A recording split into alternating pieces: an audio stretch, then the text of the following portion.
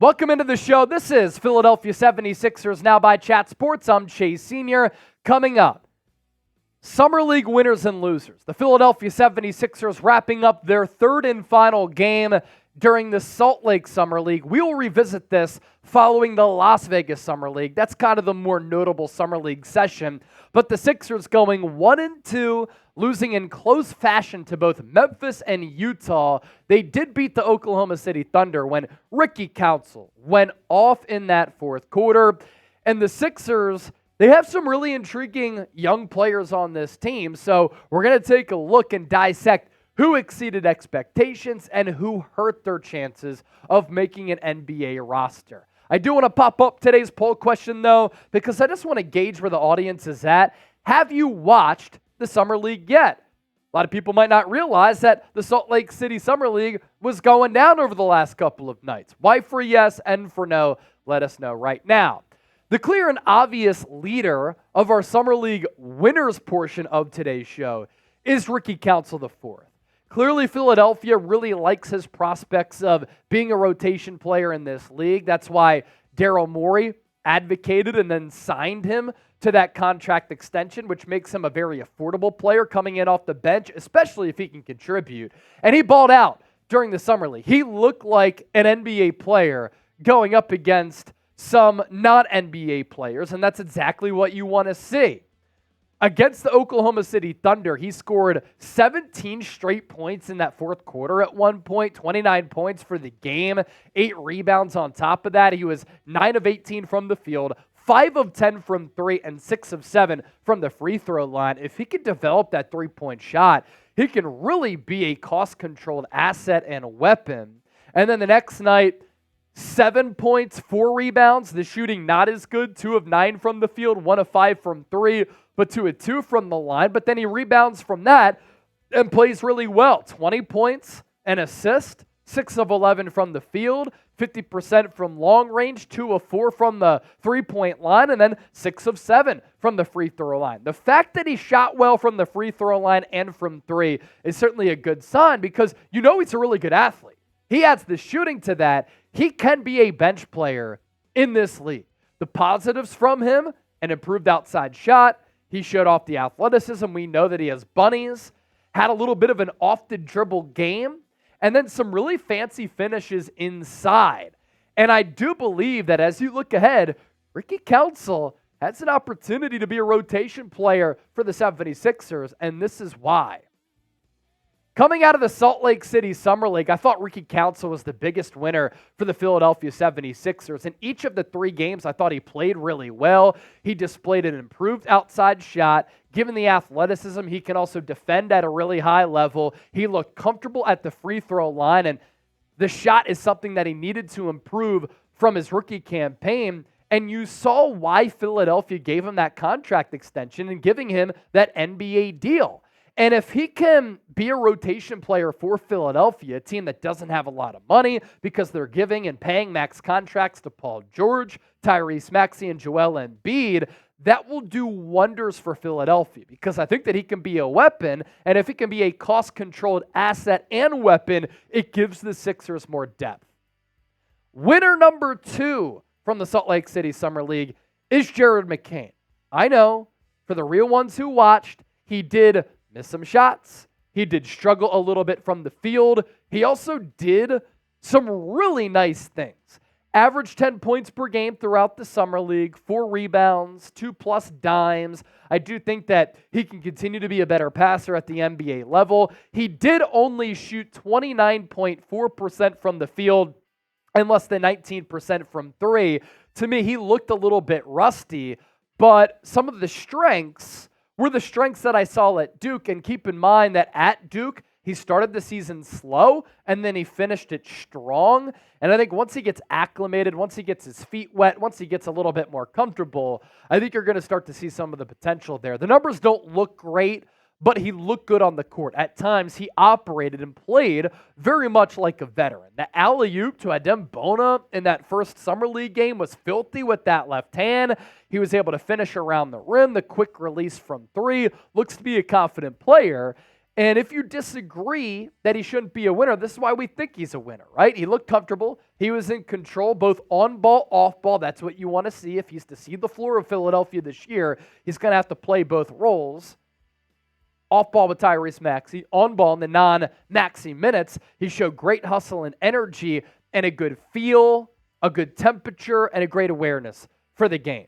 Summer League winner number 3. The second-round pick following the first-round pick in Jared McCain, and that's Aden Bona. I think the Sixers could have a steal here.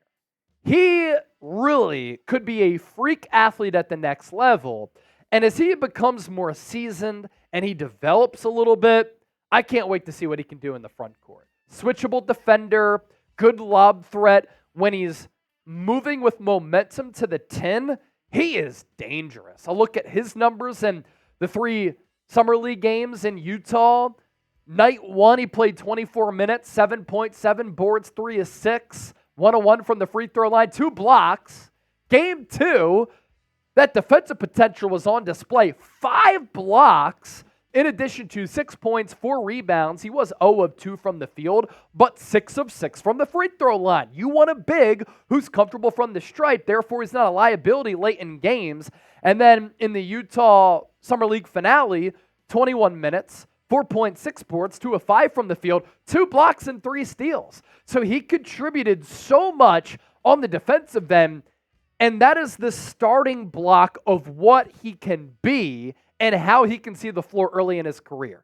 If he's a little bit raw offensively, that's fine. But if he can impact games athletically, defensively, he could get some minutes. I thought he showed off that defensive potential with just highlight reel worthy blocks. And then getting in the way of passing lanes, he's very strong. And the fact that he was comfortable at the free throw line, that's a good sign moving forward. He does need to have more discipline on defense. Sometimes he can overcommit. Sometimes he can get a little bit handsy. The body can get out of control. 13 fouls in 3 games. That was a problem at UCLA, but keep in mind, he didn't start playing basketball until he was a teenager. And then lastly, Jeff Dowtin. He is not going to play in the Las Vegas Summer League for whatever reason. The Sixers declined his option, so technically he's a free agent. He can sign with another team. But you saw why he got some NBA minutes this past year and how he has some experience under his belt. Against subpar competition, he fared well. That's good for Jeff Dowtin if he's trying to crack an NBA roster. 17 points per game in those 3 games played in Utah, 5 assists. So you saw some of the passing ability. He's long and lengthy, 59% from the field and 50% from 3. He looked like the best player on the floor at times, and that included going up against some other more well-known NBA draft prospects from this rookie class. He created shots off the dribble. He hit some pull-up threes, nice little floater game, and he also created for others.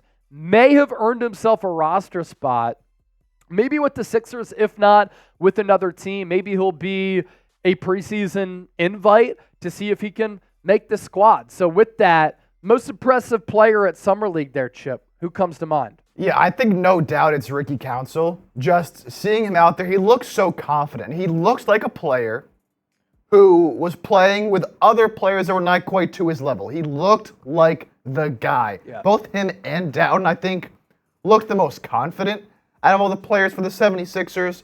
I mean, Ricky Council, there was a stretch in that last game where he took 2 deep threes in a row, nailed them both, had that crazy dunk where he bounced it off the ground and grabbed it and slammed it in like it's the dunk contest. Yep. So he was really feeling himself and looked very, very good and more comfortable on the offensive side of the ball. And then Dowtin, just a very reliable scorer. He kind of seems like he knows the spots he wants to get to.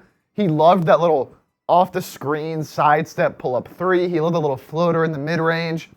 And then seeing the 2 rookies show flashes is also great as well. Obviously, McCain, want to see the offense get going, but his first few games in the Summer League, I'm not worried about that at all. It was really encouraging for me, honestly, to see him play his own pace. And they were talking about this in the broadcast as well. Like, he just looked like a vet. Yeah. I mean, so in control, had that, change of direction, that stop, start, kind of lull the defense to sleep, get him on his back and get that shot up in the mid-range floater area. He wasn't always able to hit it, but he was able to get to his spots. And then Bona, of course, tremendous defender. So all 4 of these guys, including some other players for the Sixers, showed some good things. And I'm excited to keep watching most of these guys when they start Vegas Summer League here on Saturday.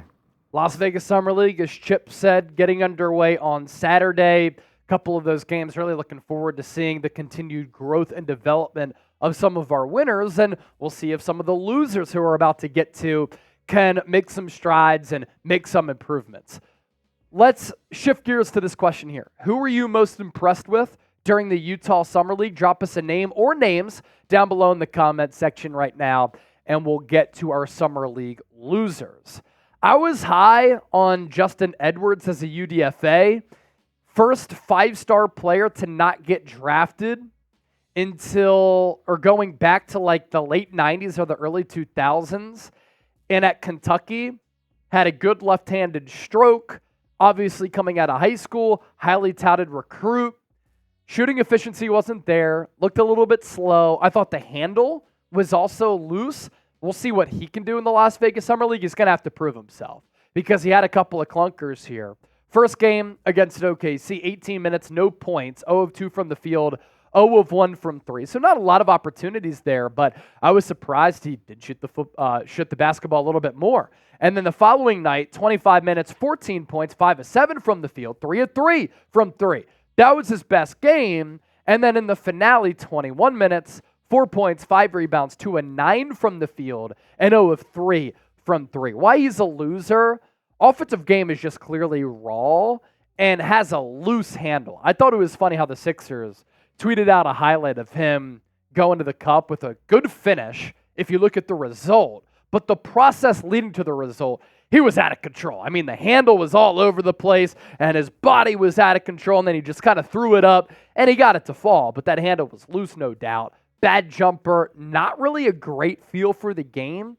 That being said, game 2, you saw some of the flashes. You especially saw some of the flashes with the potential that he has as a solid defender because he does have some decent size to him. Loser number 2, Judah Mintz. Not a lot of people very familiar with Judah Mintz, but the Sixers have one two-way spot left.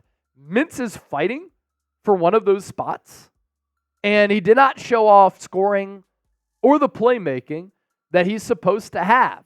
Across 3 games, just 8 field goal attempts. He was only able to take 1 3-point shot, didn't hit it, had 14 points and 2 assists in 44 total minutes. So when you perform like that, just not going to have an opportunity to make the squad. And then lastly, how far Romeo Langford has fallen. He's one of our losers here for this segment. He's still only 24 years old.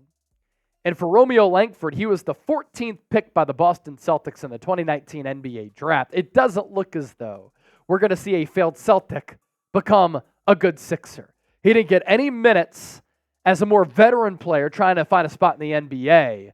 And the fact that he was the final pick in the lottery and now he can't sniff Utah Summer League minutes, that is not good for his NBA future. Who's your biggest loser of 76ers Summer League so far? It's got to be Romeo Langford for me just because of the draft pedigree and where he was taken. Sound off with what you think down below. That Las Vegas Summer League schedule will pop it up once again against the Pistons on Saturday, Trailblazers on Monday, Timberwolves on Tuesday, and then the San Antonio Spurs middle portion of next week. Don't forget to hit that subscribe button. We do it all here on 76ers Now. Live shows, watch parties, news, rumors, analysis, segments, takeaways like this. We know ball, so if you want to know ball with us, be a real one and hit that sub button.